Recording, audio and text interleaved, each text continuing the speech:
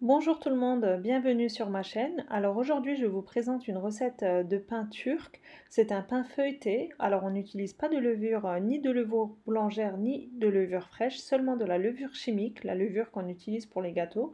Donc c'est vraiment super simple avec des ingrédients basiques qu'on a tous à la maison. Et vous obtenez un résultat mais vraiment extrêmement magnifique. Un feuilletage exceptionnel, vraiment, je ne veux pas abuser, mais vraiment j'insiste sur le fait que vous devez tester cette recette, vous ne serez vraiment pas déçus, je vous le garantis. Donc si vous le souhaitez, on peut passer à notre recette. Pour commencer, on va commencer par faire notre pâte. Pour cela, il nous faudra 600 ml de lait tiède, donc ni trop chaud ni froid, donc tiède. Je le verse dans la cuve de mon robot, donc cette fois-ci j'ai voulu faire la pâte au robot. Mais elle est très bien faisable à la main aussi. Ensuite, j'ai 125 g de yaourt nature, donc un pot de yaourt nature. Si vous n'avez pas de yaourt nature, vous pouvez très bien utiliser de la crème fraîche aussi. Ensuite, j'ai une cuillère à café de sel. Et comme je l'ai dit en début de vidéo, j'ai mon sachet de levure chimique.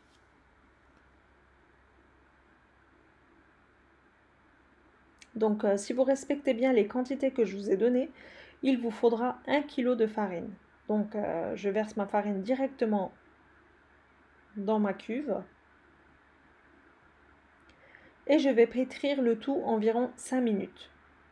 Donc il faut obtenir une pâte qui est quand même assez collante, elle doit coller au doigt et il faut la pétrir jusqu'à ce qu'elle soit assez élastique. Comme il n'y a pas de levure à l'intérieur, il faut bien la pétrir. Donc moi au robot je l'ai pétrie 5 minutes. Et je n'ai pas rajouté de farine, donc respectez bien les mesures que je vous ai données. De toute façon je vais mettre la liste d'ingrédients en barre d'infos.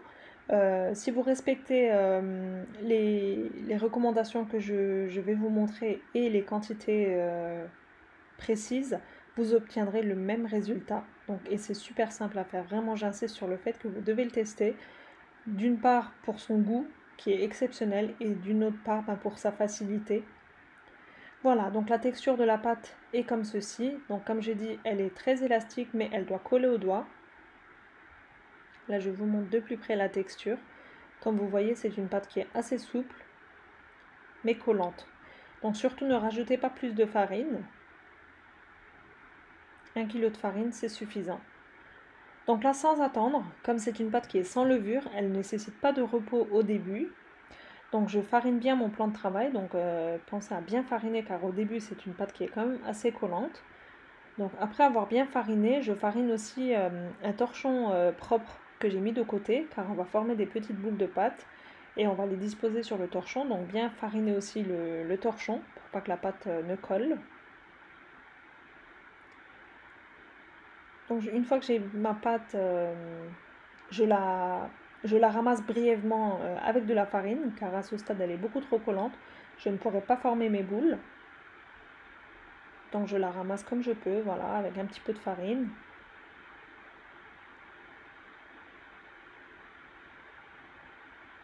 Voilà. Et là, je vais la former en une grosse boule pour la diviser ensuite en 8 petites boules de pâte. Sachant que pour un pain, on aura besoin de 4 boules. Donc c'est pour ça qu'au total, j'en fais 8. Je vais obtenir 2 pains. Donc là, à partir de maintenant, j'enlève l'excédent de farine. Et je divise ma pâte en 8 parts. Malgré qu'il n'y a pas de levure, c'est une pâte qui est très souple. Vraiment magnifique. D'habitude, les pâtes sans levure, elles sont un peu opaques. Elles sont pas de cette texture, quoi. Mais là, c'est une pâte vraiment magique et c'est vraiment super bon. Le résultat final, il est bluffant. D'ailleurs, j'ai hâte de lire vos commentaires concernant cette recette. Voilà, donc là, je forme mes boules. Comme ceci. Et je les dispose sur mon torchon que j'ai fariné préalablement. Je fais pareil avec les autres pâtes. Et je vais recouvrir d'un autre torchon propre pour pas que la surface ne sèche. Hein. Donc je vais laisser reposer 15 minutes sur le torchon. Pas plus, 15 minutes c'est suffisant. Donc bien veiller à les recouvrir pour pas que la surface ne sèche. Donc là, au bout de 15 minutes, je peux commencer à faire notre pain en fait. Voilà. Donc je prends ma première boule, je l'étale au rouleau de pâtisserie. Comme c'est une pâte très élastique, elle est maniable facilement et elle s'étale d'une rapidité, comme vous le voyez, vraiment super simple. Elle ne demande pas d'effort. Je l'aplatis bien finement, donc beaucoup plus fin qu'une pâte à pizza par exemple, comme vous le voyez, donc ça se remarque. Je la mets directement sur un papier sulfurisé, donc vous allez mieux comprendre par la suite pourquoi. Donc là j'ai fait fondre 150 g de beurre avec 50 ml d'huile. J'étale sur toute la surface, comme ceci, donc il faut bien badigeonner de beurre sur toute la surface.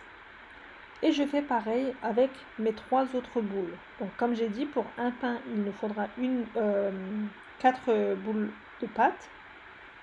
Donc c'est pour ça qu'on en a 8, vu qu'on va faire 2 pains. Donc entre les 3 couches, je mets bien du beurre. Je n'en mets pas sur la dernière couche. Donc sur la 4e pâte, on ne met pas de beurre. Comme ceci. J'ai fait en accéléré pour pas que ça soit ennuyant. Mais j'espère que vous comprenez bien. Franchement, si vous regardez bien les étapes, ce n'est vraiment pas compliqué. Au contraire, c'est une recette très simple, qui ne demande vraiment pas beaucoup de technique. Donc regardez bien la vidéo et vous allez comprendre par vous-même. C'est vraiment pas compliqué. Donc là, j'ai mis la 4e couche. Je laisse reposer le temps que je fais mes 4 autres boules de pâte. Donc environ 10 minutes à peine. Hein. Donc voilà, au bout de 10 minutes, je transvase grâce à l'aide du papier sulfurisé sur mon plan de travail. Donc laissez quand même reposer au moins 5-10 minutes. Et malgré qu'il n'y a pas de levure, vous voyez la pâte elle s'est vraiment assouplie, elle est vraiment très facile à manier quoi. Donc là je l'étale légèrement au doigt, ensuite je prends mon rouleau de pâtisserie et je n'utilise plus de farine à ce stade. Donc on ne farine pas en dessous, surtout pas. Donc on l'étale. Ensuite je vais l'étirer avec mes doigts aussi, comme c'est une pâte très élastique, elle s'étire vraiment facilement. Donc plus vous allez l'étirer, plus vous aurez un feuilletage très joli, très fin. De toute façon, vous allez voir en fin de vidéo, c'est un feuilletage vraiment exceptionnel. Voilà, donc je l'étale bien. N'hésitez pas à l'étirer avec vos doigts aussi. Donc là, à ce stade, une fois que j'ai fini d'étirer, je badigeonne d'huile. Donc vraiment partout sur toute la surface. Je l'admets, c'est pas une recette diététique, non, mais croyez-moi que c'est ce beurre qui fait toute la différence dans ce pain. Ça apporte un goût excellent. Donc là, je vais commencer à former un rouleau, donc vraiment très serré, hein, donc pas à la va-vite. Et là, regardez bien le mouvement que je fais. J'étire ma pâte avant de l'enrouler. Donc ça va nous permettre d'avoir un feuilletage vraiment très fin. Donc bien étiré avant de l'enrouler. Vous avez juste à regarder en fait, c'est vraiment simple. Voilà.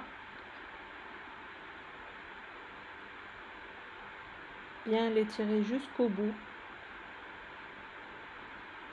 Et là, comme c'est un gros boudin, je l'étire aussi en longueur, légèrement, pour l'affiner un petit peu.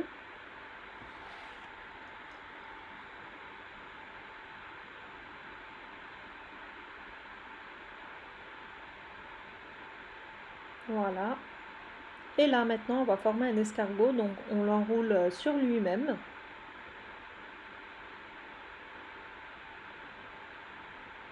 Et je la mets directement sur du papier sulfurisé, car après on ne va plus l'enlever du papier sulfurisé en fait.